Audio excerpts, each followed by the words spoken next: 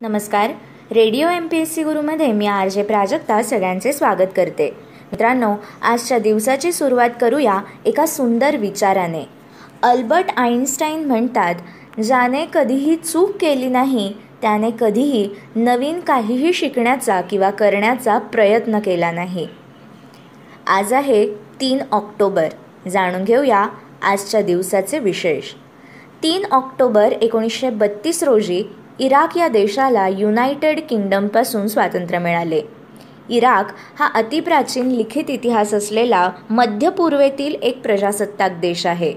इराकच्या पूर्वेला इराण, दक्षिणेला सौदी अरेबिया, आग्नेयेला कुवेत, पश्चिमेला जॉर्डन, वायव्येला सिरिया व उत्तरेला तुर्कस्तान हे देश आहेत. बगदाद ही इराकची राजधानी व सर्वात मोठे शहर आहे.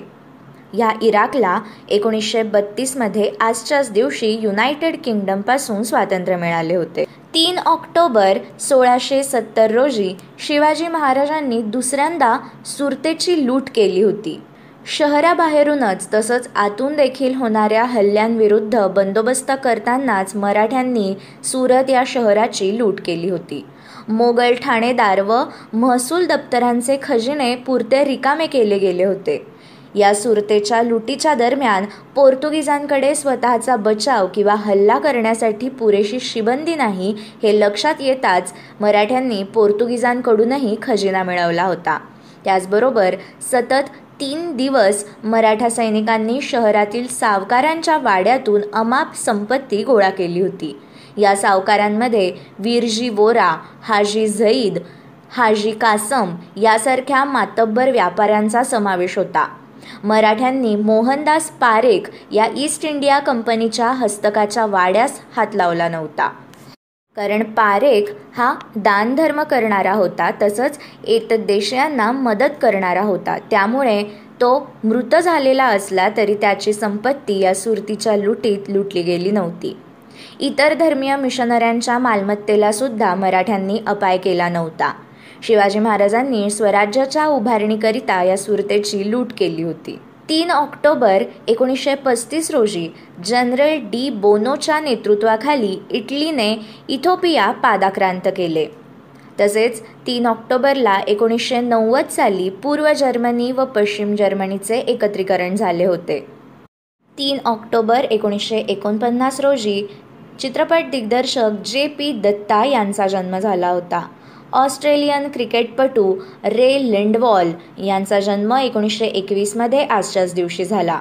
तसेच नोबेल पारितोषिक विजेते अमेरिकन अर्थतज्ञ जेम्स बुकनॅनन यांचा जन्म देखील 1919मध्ये आजच्याच दिवशी झाला. निबंध, लघुकथा, कादंबरी, कविता इत्यादी साहित्य प्रकार हाताळणारे लेखक आणि मराठवाड्याचा चालता बोलता इतिहास असे ज्यांना म्हटले जाते ते नरहर शेषराव पोहणेकर यांचा जन्म 1907मध्ये आजच्याच दिवशी झाला. हैदराबाद संस्थानातील स्वातंत्र्य चळवळीचे नेते, समाजसुधारक आणि शिक्षणतज्ज्ञ स्वामी रामानंद तीर्थ यांचा जन्म 1903मध्ये 3 ऑक्टोबर या दिवशी झाला. सिक्कीमचे राज्यपाल, दिल्लीचे महापौर केदारनाथ सहानी यांचा स्मृतिदिन म्हणजे 3 ऑक्टोबर 2012. सोनी कॉर्पोरेशनचे संस्थापक अकियो मोरिटा यांचे निधन 1999मध्ये आजच्याच दिवशी झाले. जपानचे देशवासीय मोरिता हे एक नौसेना अधिकारी होते. ऑफिसर मोरिता यांनी आपला कौटुंबिक व्यवसाय सोडून 1946मध्ये सोनी कॉर्पोरेशनची स्थापना केली होती. सोनीचे कितीतरी प्रसिद्ध प्रोडक्ट्स जसे magnetic tapes, tape recorder, pocket size radio आणि वॉकमॅन यांनी म्युझिक इंडस्ट्रीमध्ये तसेच इलेक्ट्रॉनिक गॅजेट्सच्या इंडस्ट्रीमध्ये मोठी क्रांती घडवून आणली होती. दत्तात्रय तुकाराम तथा दत्तू बांदेकर उर्फ सख्या हरी यांचे निधन 1959मध्ये 3 ऑक्टोबर या दिवशी झाले. हे एक विनोदी लेखक, विडंबनकार व स्तंभलेखक होते. कानडी भाषेत जेमतेम 7वीपर्यंत शिकून मराठी भाषेवर प्रभुत्व मिळवणारे एका आगळ्या प्रतिभेचे आणि वेगळ्याच प्रकृतीचे मराठी लेखक म्हणजे दत्तू बांदेकर. काही काळ पुण्यात घालवल्यावर पुढे मुंबईत ते स्थायिक झाले. त्यांचे जीवन तसे कष्टाचे होते, पण त्यांच्या स्वभावात मात्र त्यांचा कडवटपणा कधीही उतरलेला नव्हता.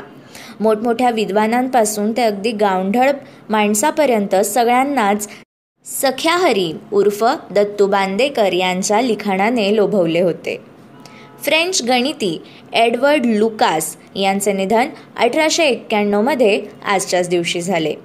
शिवणयंत्राचा संशोधक एलियास होवे याचा स्मृतिदिन म्हणजे 3 ऑक्टोबर 1867.